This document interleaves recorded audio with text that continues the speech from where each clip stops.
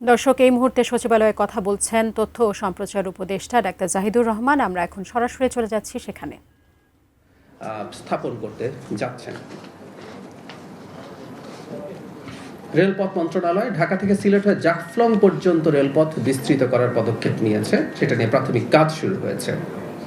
কৃষি মন্ত্রণালয়, আপনারা জানেন কাঁচামরিচের দাম অনেক বেড়ে গেছে। বর্ষার এই সময় প্রতি বছর এটা হয়, আমাদের কাঁচামরিচের ফলন ক্ষতিগ্রস্ত হয়, সবজির দামও একটু বাড়ে। সো টমেটো এবং কাঁচামরিচ আমদানির জন্য পদক্ষেপ নিয়েছে। আশা করা যায় বাজারে কাঁচামরিচের যে মূল্য বৃদ্ধি হয়েছে সেটা সহনীয় পর্যায়ে চলে আসবে।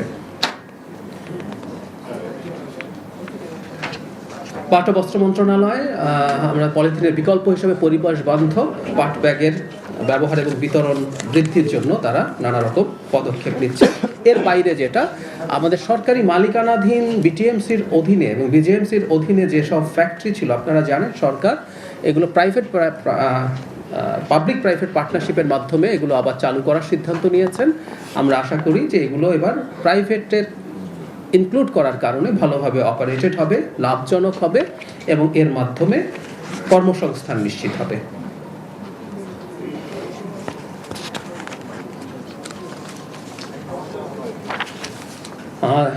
স্থানীয় সরকার মন্ত্রণালয়, জাপান আন্তর্জাতিক সংস্থা জাইকার একটা সার্ভে হয়েছিল। তারা urban development and city governance প্রজেক্টের পারফরমেন্স বেসড অ্যাপ্রোচ মূল্যায়ন করেছেন দেশের সিটি কর্পোরেশন এবং পৌরসভাগুলোর মধ্যে, এবং এখানে নারায়ণগঞ্জ সিটি কর্পোরেশন এখানে শ্রেষ্ঠ বা প্রথম স্থান অর্জন করেছে। এই ধরনের প্রতিযোগিতা আমরা আশা করি ভবিষ্যতে বিভিন্ন প্রতিষ্ঠানগুলোকে, সিটি কর্পোরেশন এবং পৌরসভাগুলোকে নাগরিকদের যথেষ্ট পরিমাণ সেবা দেওয়ার ক্ষেত্রে উদ্বুদ্ধ করবে।